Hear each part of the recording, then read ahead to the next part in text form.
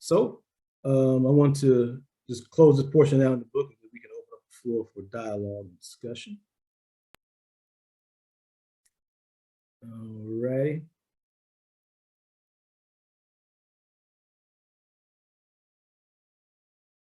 All right, so we're back on page 67.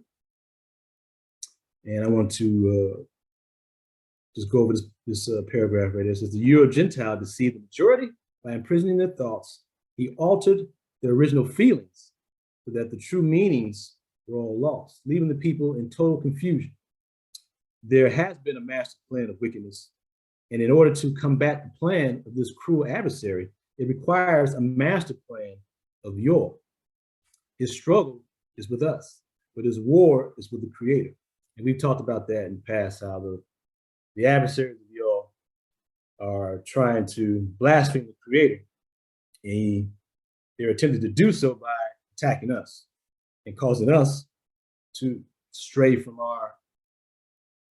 our objectives and obligations to the Creator. And by doing so, we would cause the Creator's plan for us on this earth to falter and not come to pass. So they're trying to get at the Creator and prove to the Creator that, humanity is not worth saving. But, we have already proven wrong. So now we're on page 68. It says, in the early days of the captivity in America, Blacks were always trying to steal away from the slave master. Even in their songs, their cries rang out for their Yor and their land. They sang songs like Steal Away, Over Jordan, and Jerusalem, My Home. Centuries later, we no longer understand the significance of those songs. African Americans are out of tune with Yor. They are without the instructions of Yor.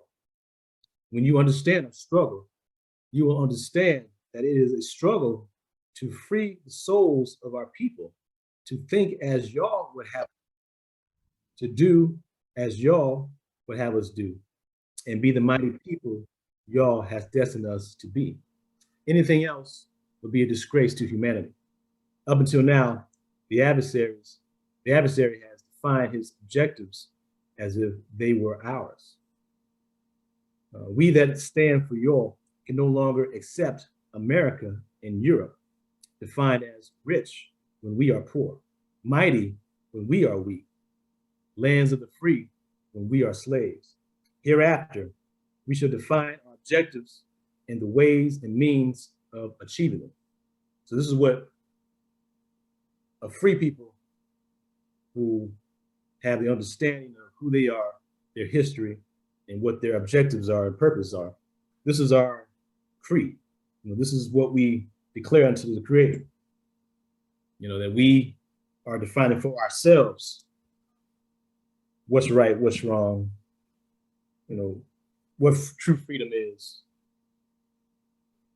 what is the definition of truly possessing wealth and being wealthy.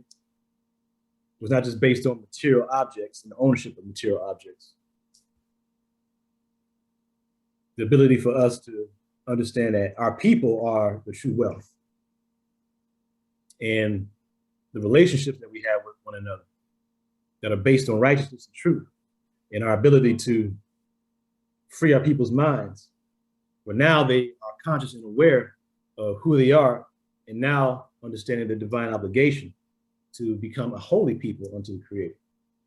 And with that disposition, you can, at that point, be able to bless all creation. And everything and everyone you come in contact with that mindset and that spirit, you give them the opportunity to be blessed as well. This is the power and the gift that's been given unto us. So I want to go ahead and close this portion out. It says, we seek the blessings of our Yor to allow us to return to him and to live for him, for the salvation of our people and all men. We are seeking the things which we determine will make us wealthy, our Yor and our people. Blessed are ye that hear and understand these words, that hunger and thirst after righteousness. Verily, ye shall be filled. A people of African descent are to be persecuted by the Euro-Gentile, then Abba, let us not be persecuted trying to get an education in his school system, not trying to be accepted in his society, but rather let us be persecuted with his batons and police dogs placed upon us, as they were doing during the civil rights protests of the 1960s, in search of heaven and trying to acquire the wealth of your Father. If we are to be persecuted, and we understand that persecuted we must be, then we want to be persecuted for the sake of righteousness. Let us be persecuted at the doors of the kingdom of heaven. Let them blaspheme us for trying to educate our people in truth and not for trying to integrate into a system of evil. If we must fight, let us fight for our people. If we must perish in the fight, let us perish trying to get them free. So, these are powerful words that, the Father's expressing at the end of this chapter.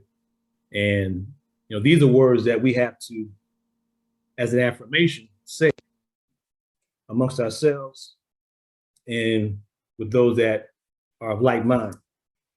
And we have to declare unto the Creator that we are no longer second-class citizens of another ethnic group, that we are no longer coons and coloreds and niggers on the street. We can define for ourselves who we are.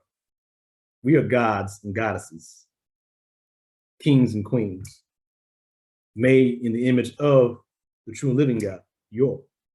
And because of that, we now have the power to manifest heaven on earth, a divine environment where our people can live free and exist free and pass on the blessings of freedom to our children in the next generation.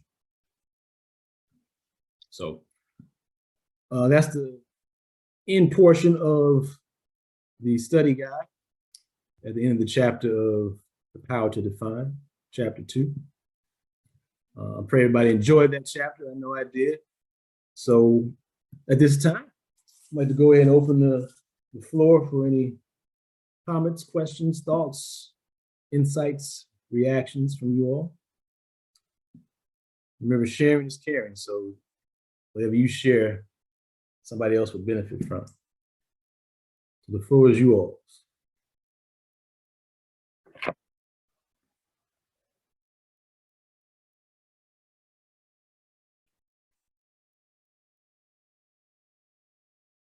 Don't everybody raise their hands all at once, okay? Let's be organized about this.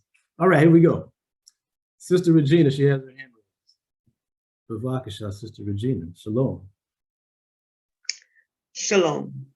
I was just, as we was looking at that video, and then, what we were reading about, it just reminded me of the divine dreamers and how they dream. Even though they may dream a beautiful conclusion, they also dream about the plan of how to get to that beautiful conclusion. And that is what the two interviews were about. So I really, it just brought all that to my attention regarding what they were talking about as far as dreaming the divine dreams.